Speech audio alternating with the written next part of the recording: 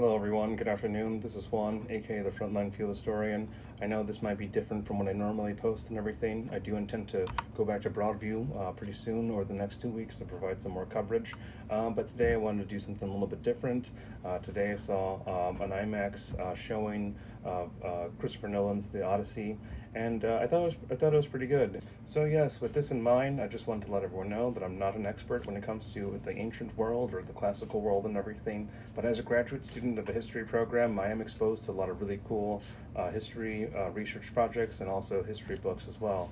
And one of them is this book called The Making of the Middle Sea by Dr. Cyprian Broodbank. And he's not a historian, he's actually an archaeologist. As an archaeologist, Dr. Broodbank and people in his field are mostly focused on studying the remains of human activity.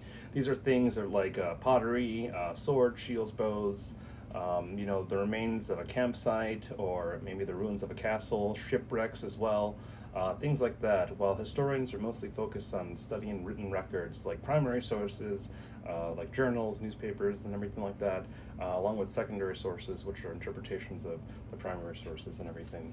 So yeah, I wanted to give you guys a perspective of what Dr. Broodbank thought about a certain topic that kept coming up in the movie, which was the Sea People.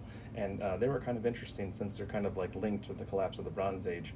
And that's like really interesting too, because according to Broodbank and other archaeologists and historians, the Bronze Age lasted from about 3000 BCE to 1200 BCE or 1000 BCE, which is a very long time. So yeah, before I get to that definition of the Sea People, I wanted to show you guys this really cool map, which is located on page 346 of Dr. Broodbank's Making of the Middle Sea. This is pretty much a map of the ancient world, which includes the Bronze Age, and it kind of shows you how connected ancient humanity was during this time. And you can also see the city of Troy, too, which is where Odysseus left from. And he was all the way from a place called Ithaca, which is one of these islands off the coast of mainland Greece. On page 461 of Making of the Middle Sea, Broodbank goes into a little bit more detail describing the Sea People and their connection to the collapse of the Bronze Age. Broodbank makes a point by stating that it wasn't just humans overexploiting the resources around them that caused the Bronze Age to collapse. It was a whole bunch of, a combination of different factors, one of which included the Sea People. And the evidence of the Sea People that we have mostly comes from the Egyptians, since they had their hieroglyphics. So it says, as ever, the Egyptian version of events deployed ethnic labels and visual stereotypes, principally feathered headgear and horn helmets, to identify a shifting suite of enemies said to come from the vaguely comprehended maritime world to the north and west. Maritime means like seafaring and everything.